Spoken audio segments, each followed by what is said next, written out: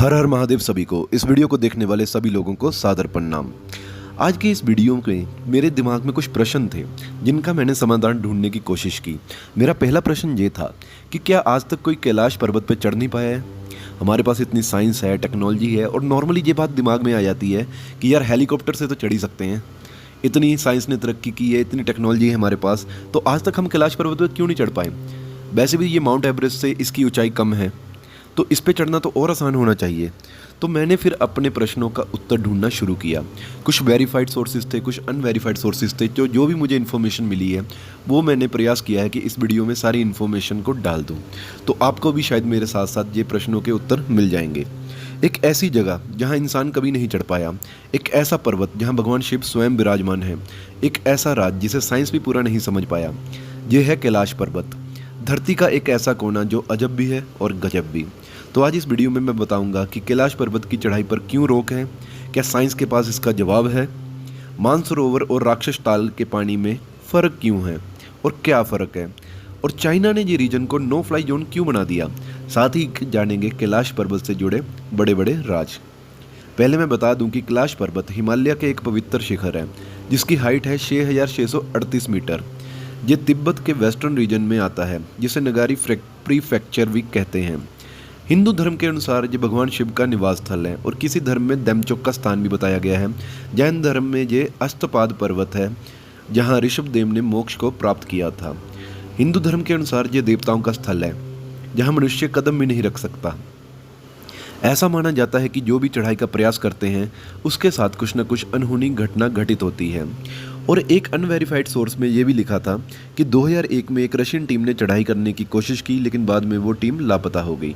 लेकिन ये trustworthy resource नहीं था, इसलिए मैं इस पर दावा नहीं ठोक सकता हूँ भाई। आप भी रिसर्च करके बताइएगा कि ये सही है न्यूज़ या नहीं। मुझे भी नहीं इसके बारे में पता है, लेकिन और जो बताऊँगा वो वेरीफाइड सोर्सेज से है, वो बताता रहूँगा आपको।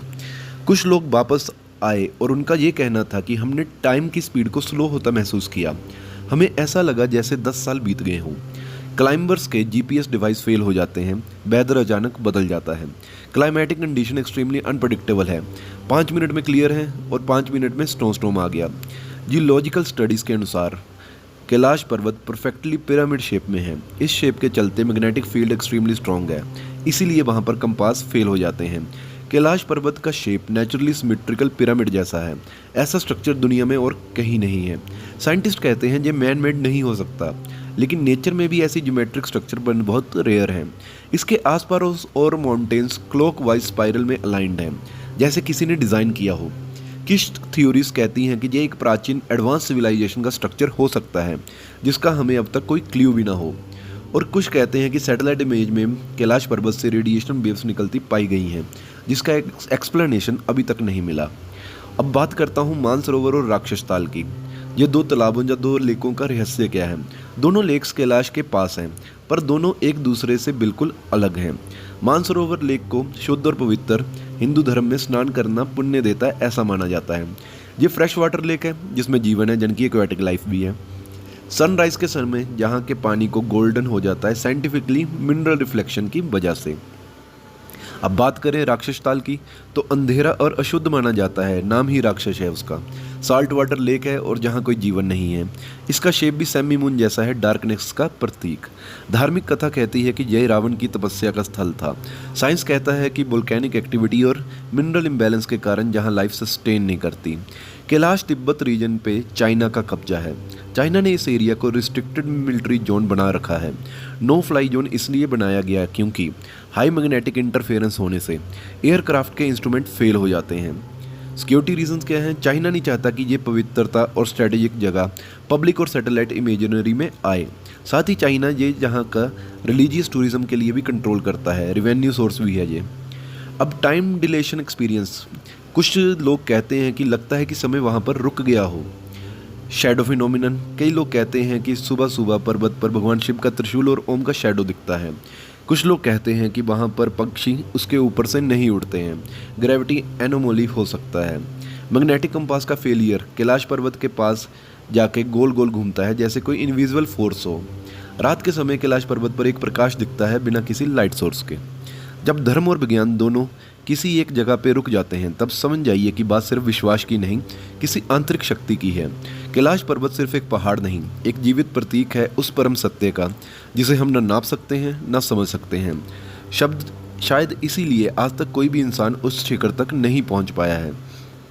अब इसके अलावा मैं बताता हूँ कि आपको एक इन्फॉर्मेशन मिल जाएगी कि 11वीं सदी में तिब्बती बौद्ध योगी मिलारेपा द्वारा चढ़ाई का दावा किया गया है, लेकिन इसकी पुष्टि आज तक नहीं हो सकी है और ये एक रहस्य ही बना हुआ है। और भी बहुत सारे कारण हैं इसके कि वहाँ पर चढ़ाई क्यों नहीं है।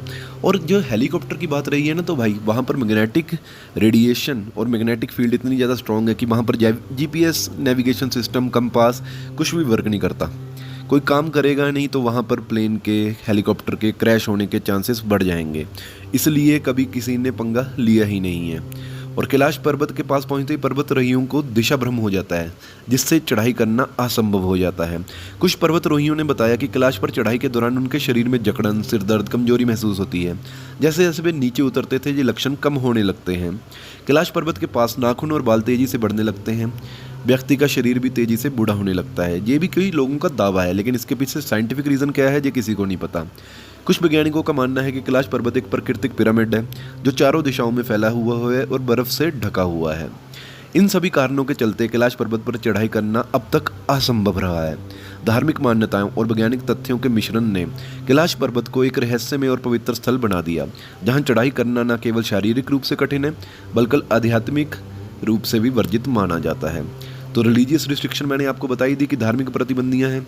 उसके अलावा चाइनीज़ गवर्नमेंट ने बैन कर रखा है, वहाँ पर किसी भी प्रकार की क्लाइंबिंग या हेलीकॉप्टर लैंडिंग स्ट्रिक्टली मना की गई है वहाँ पर। एनवायरमेंटल और ज्योग्राफिकल चैलेंज है, एक्सट्रीमली रिमोट एरिया है, बहुत रिस्की है, लो एयर डेंसिटी है, अनप्रिडिक्टेबल वेदर है, हेलीकॉप्टर की सेफ्टी के लिए खतरा बन जाता है। स्पिरिचुअल बिलीफ्स हैं लोगों के, उनकी मान्यता को आहत न पहुँचे इसलिए भी वो वहाँ पर लोग नहीं जाने देते हैं। और कई साइंटिस्ट के मुताबिक कैलाश पर्वत एक प्राकृतिक ऊर्जा केंद्र है, जहां पर मैग्नेटिक इंटरफेरेंस इतना ज़्यादा होता है कि जीपीएस और कंपास काम करना बंद कर देते हैं। प्लेन्स का नेविगेशन सिस्टम भी जहां पर डिस्टर्ब हो जाता है, इसलिए एयरक्राफ्ट्स को भी इस एरिया से अवॉइड करने के लिए कहा जाता है। और यहाँ का वेदर मैंने बता ही दिया, बहुत तेज़ी से बदलता है, कभी स्टॉर्म आ जाता है, कभी तेज आंधी आ जाती है। हाई एल्टीट्यूड और ऑक्सीजन की कमी की वजह से फ़्लाइट सेफ्टी कॉम्प्रोमाइज़ हो सकती है। तो ये सारी बातें मुझे अलग अलग जगह से पढ़ने के बाद पता चली। तो मुझे लग रहा है कि मैंने इस वीडियो को आपको समझाने के लिए ये ठीक मुद्दा भी था। और जैसे नॉर्मली लोग कह देते हैं कि भाई आज की डेट में हेलीकॉप्टर से भी तो हम जा सकते हैं, तो हम क्यों नहीं चले जाते हैं। तो हेलीकॉप्टर का रीज़न भी मुझे पता लग गया कि हेलीकॉप्टर भी वहाँ पर लेके जाना प्रतिबंधित है, रिस्ट्रिक्टेड है और पॉसिबल भी नहीं है, क्योंकि नेविगेशन सिस्टम वहाँ पर फेल हो जाते हैं। तो इस वीडियो के लिए बस इतना ही। अंत में कहूँगा जय हिंद, जय भारत और हर हर महादेव।